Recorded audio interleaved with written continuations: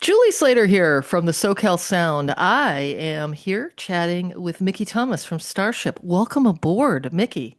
Thank you. How are you? I am good. Where Good. are you living or where are you zooming from? I'm zooming from my home. I live in Rancho Mirage, California, which, if people don't know, it's right next door to Palm Springs. And Nice. it's very hot right now. I was gonna say, how are those temps? About 115 today, but Do you love that? well, There's people who love that. Do you love heat? yeah, I do. I like the heat. 115 starting to get a little A little. uncomfortable, but what 105 is fine. As long as you got a pool, you can jump into it. Kind of Yeah, helps right. out. Yeah. We have you here because Starship is playing a show at the Coach House in San Juan Capistrano. That's coming Yeah. up on Sunday, July 20th. But I was kind of doing a dive into Jefferson Starship, Jefferson Airplane. I wanted to do, could we go over a little timeline? So this is what I've got. You could correct me if Yeah. I'm wrong. Okay. Jefferson Airplane starts 1965. Yeah, that's Uh, about right. then the members, Paul Kantner and Grace Slick, they start Jefferson Starship, Yeah. 1974. Yeah. Okay, former Jefferson Airplane, then Marty Balin, he joins the band. Yeah. Okay, but then we've got Grace Slick and Balin, they leave the group in 78, That's right. and then Hmm. you join in 79. Yes, when Marty and Grace both left around the same time in 1978. And so that opened the door for me to, possibly have a shot at getting into the band. So, the Jefferson Starship, of course, was based out of the San Francisco Bay Area, and that's where I was living at that time. And uh, so I just kind of got a call from the blue, unexpected, Hey, want from, to join the band, bro? well, kind of like, we're looking for a singer. Do you want to maybe come by? Let's hang out. Let's meet one another and maybe jam a little bit and kind of just see how it goes. And I was pretty hesitant because I was just coming out of the Elvin Bishop band at that point in time, which musically was very different animal than Jefferson Starship. So Right. I wasn't quite sure how what I did, my style was gonna fit in with what they were doing because at that point in time, as you mentioned, the mid 70s were for Jefferson Starship was mostly like Marty Ballin ballads like Miracles and Count on Me and Runaway and things like that, which were fine, but that wasn't my cup of tea. But I thought, well, what have I got to lose? So I might as well go meet the guys. They're probably interesting people. Of course they And it were. all worked out.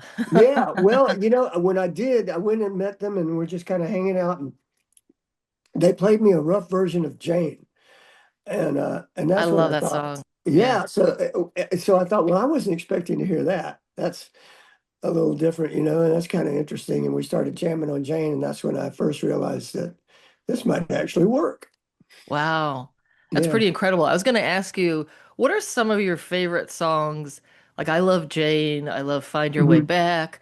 We Built This City, a big Yeah. MTV song. What would you say is the most I guess gives you the most feels for you, a song that you worked on? With the Jefferson Starship. Yeah, would you say it's Jane maybe because that was one of the first songs you did? Yeah, it's probably Jane because Jane was the first song, as I mentioned, that we played together. Once we got into the studio to make the Freedom at Point Zero album, that was the first track we cut was Jane, and it was the first single from the album, and then it debuted at number one on the album oriented radio tracks back then. So you Which join a band, you yeah, record one song and it goes to number one. I yeah, mean, do you say, wow, my life is pretty blessed yeah, there? yeah. Where do we go from here, right? Yeah. Um, But yeah, so Jane, and of course um, it's really fun singing it because it's a challenge for one thing to still sing it almost 45 years later now, um, and in the original key, I might add. But That's pretty uh, impressive. yeah, and we usually do it pretty early in the set. So that kind of lets me know right from the get-go, how's your voice going to be tonight? If you could pull Yeah. off I'm surprised Jane. you don't wait to warm up a little bit. Yeah, I know. I probably should, but I kind of yeah, I just kind of like to jump right off the deep end from the get-go. That's pretty awesome. I was going to ask what keeps you going. So I mean, you're still playing with Starship and playing shows. Like what keeps you motivated? What's your passion? Like what when you wake up in the morning, like what is it for you? Well, when I first, probably the first thing when I wake up in the morning is just thankful that I feel as good as I do. I turn over, I look at my beautiful wife, and I think, wow, I'm a lucky guy. And then I get up and feed the dogs, and And get back to regular yeah, life. and I get back in bed with my wife, and then but musically, it's just I think the fact, as I mentioned, that I can still do it, in the original keys, and my voice has been so good to me that it's um, I'm thankful, so that inspires me to continue going and to get on stage and to try to recreate the magic whenever we hit the stage every night. I'm just thankful to my voice and my body that I can still keep going and do it. Do you do anything special to keep your voice protected? Uh, Are you going not to tell me not you drink like two whiskeys a day and that helps it or something like that? Chardonnay. Chardonnay's the Couple of answer. couple of glasses of Chardonnay, right before. I was reading a thing with Rod Stewart the other day where he was talking about, it gets harder to sing as we get older, and he was talking about getting to the gig 2 hours early. I get a massage, and then I have vocal warm-ups, for a half an hour, and then I do this and that, and then I have a couple of drinks. That's pretty So funny. that always helps too. Yeah. So when you're playing this show at the Coach House, what can people expect? It sounds like you're going to do a mix of all the music from all those bands we just chatted about. You're going to do a Yeah. Jefferson Airplane, Jefferson Starship, and Starship. Oh yeah. For Yeah. me, it'll be all Jefferson Starship, and of course, I mentioned Elvin Bishop Band. So, I was lucky enough to record "Fooled Around and Fell in Love" back in 1976 with Elvin's band. So I still do that one every night in the show, and that's a real fun song for me to sing too. And of course, our female vocalist, the great Chelsea Foster.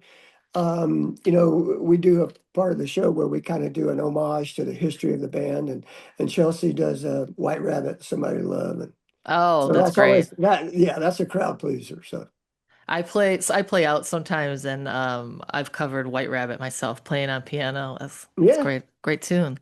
Well, it's really awesome to chat with you, Mickey. The show, of course, is at the Coach House yeah. in San Juan Capistrano. The show is July 20th. Tickets on sale at ticketweb.com.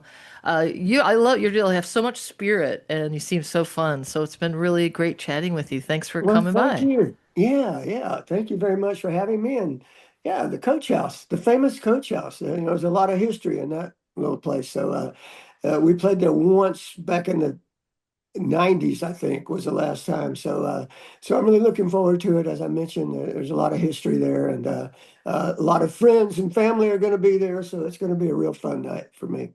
Oh, that's great. Well, have a great Yeah. show. Thank you. I will.